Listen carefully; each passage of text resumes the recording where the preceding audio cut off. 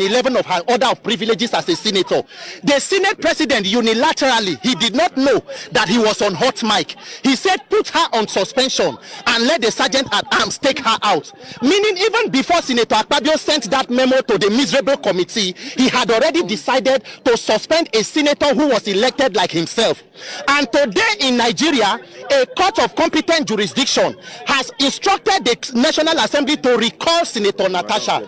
Senator Akpabio decided to go and appeal and claim that it was the National Assembly. That appeal was not done by the National Assembly. It was done by Senator Akpabio.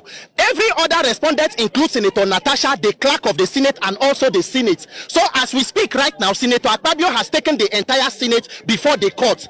And what we want to emphasize here today, because injustice to one is injustice to all. In a National Assembly or a Senate of 109 senators, we have only 4 women. One of them is the person going through this persecution. No senator has been suspended for up to 6 months. Her salary withdrawn, her security withdrawn, even when they know that she's in the eye of the storm. What is going on is an illegality. The other 3 senators, Senator Oluronti Idi-Atadebule is the former deputy governor to Ambode. That one is an APC stalwart. There is Senator Ekpali Bohari Banigo, the former deputy governor to Governor Wike, is also an APC person. And then we have Senator Ereti Kingibe, who is fighting seen and unseen battles. So the only person who is left is Senator Natasha. And everybody who is a Nigerian who talks about women's rights, gender equality, proper representation must support the cause of Senator Natasha. She is doing even more than enough, even during her suspension. And this injustice must not be allowed to stand. If Senator Natasha has only one supporter, it will be me.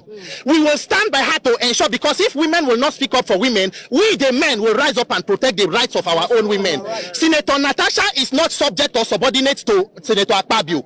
They were elected and sent to represent their people with equal rights. This kind of injustice must not be allowed to continue. Senator Akpabio is not the constituted authority of Nigerians. Nigerians, if it can happen to a senator, it can happen to anybody. Let us speak up for injustice and irregularities when we see so. As it is today, Senator Natasha actually will prevent my ability to carry out my constitutional functions as stipulated in Section 63 of the 1990 Constitution. Now, what does Section 63 of the 1999 Constitution means? That every senator in this and every parliamentarian is to attend a sitting not less than 181 days per year to carry out my constituted functions. And what are the constitutional functions of a senator? 1, legislative, which I'll do in there. 2nd is oversight of the executive. And 3rd is representative of my people.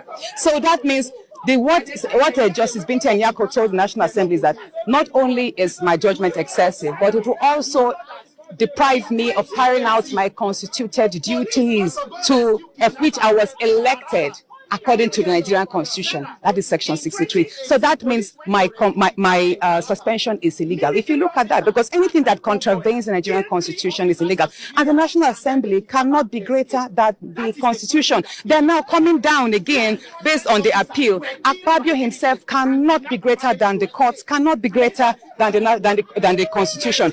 And I want Nigerians to know that the office of the Senate President, Akpabio himself, does not give me my legitimacy as a senator. Because Senator, well, of course I... 2 months. And by the end of those 2 months, 6 months suspension in their mind. See, the most important thing is I am proving to the good people of Kogi Central and Nigerians at large, especially the women who have continuously written to me that they have the right courage in my actions so far. Now, the fact that I've been denied entrance is a statement being made. Our narratives are being shaped, history is being formed and shaped, and policies, again, all of this work together through intentional actions like we have done today. It's on record that the National Assembly under Akpabio has decided to be in contempt of the court's decisions.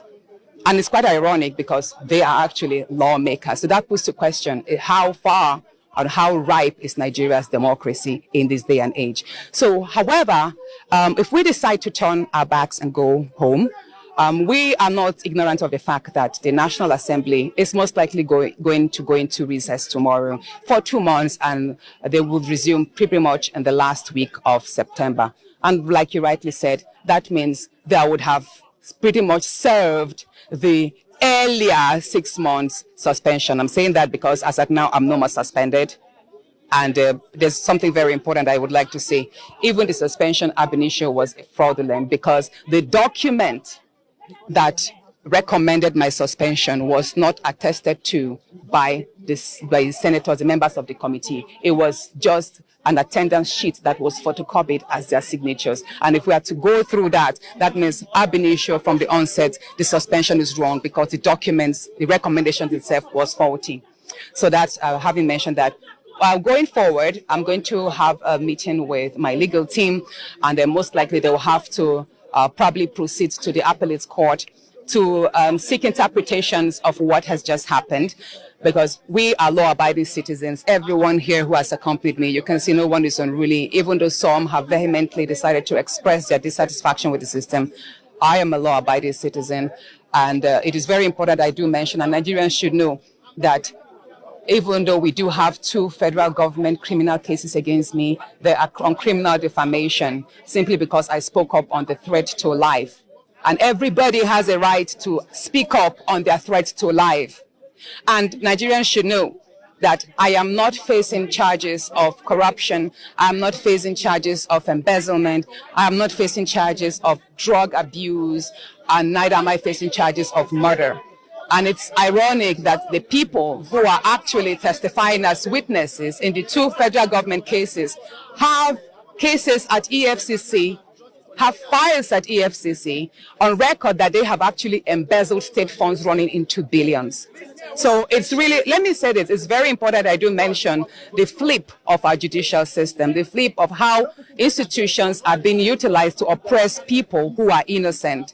If this is a country that if Nigeria works, if our institutions are truly independent and strengthened, then there's no reason why some of these fellows who sit there as senators should even be in the Senate in the first place. They should actually be behind bars, and I'm saying that. And I do pray and hope that it is by my actions today and by voices of Nigerians all around, whether in the country or in diaspora, that we speak up and ensure that this injustice that is being meted against me, this persecution meted against me will not stand, so that their daughters will not suffer, so that their wives will not suffer simply because they spoke up against sexual harassment. And I'm sorry I have to mention this, because you see, people have wondered, Natasha, how come there's so much hate? How come you were suspended for 6 months? Just the day after you tendered your petition on sexual harassment, you were suspended. And then there was the fraudulent recall. We all saw how we survived a recall. And then there's been a whole lot of attacks against me, which by the grace of God I've survived. And whenever people ask me, Natasha, why is there so much hate from the Senate president against you? Why is that the institutions have turned against you, even though, by and large, you are pretty much one of the fairest senators or politicians in Nigeria? And I tell them, this is just an iceberg of what I have had to suffer and endure in the Senate under Akpabio's leadership for the last 1 year.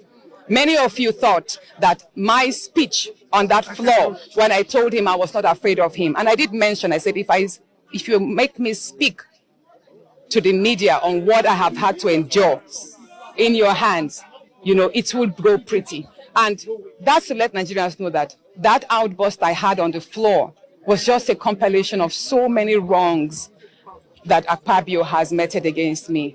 And I will say this, pretty much it's a shame that we have had so many good Senate presidents. We've had Chuba Akpadibo of blessed memory. We've had Senator David Mark. We have had Bukola Saraki. We've even had Ahmed Lawal, who is a senator right now. And I'd say this pretty much is the worst assembly Nigeria has ever had. And I hope we will not have to suffer this anymore, because it tells a lot on the individual. And I've said this before, and I'm saying it again. The Senate President, Godswill Akpabio, runs the Nigerian Senate as if it's the third-term governor of Akwa Ibom. Many senators are afraid. You've all seen what happened. You are not allowed to speak. When you try to speak or air your views on certain issues that are critical, you get shut down if it does not conform with what he wants. So far, I've not been given any official reason. I've only read on the papers yesterday that I should not resume today because the Senate has appealed. And that is why I presented to you that the Senate has not appealed the judgment. It is Akpabio himself.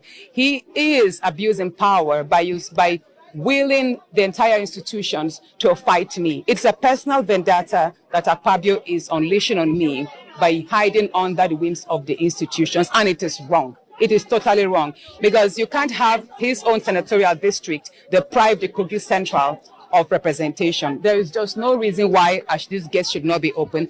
But by and large, considering the fact that the Senate is vacating tomorrow, whenever they deem it fit to resume, we would resume as well. So what matters most is all the pressures and all the calls of me apologizing for no wrong that I did. I have refused to do that.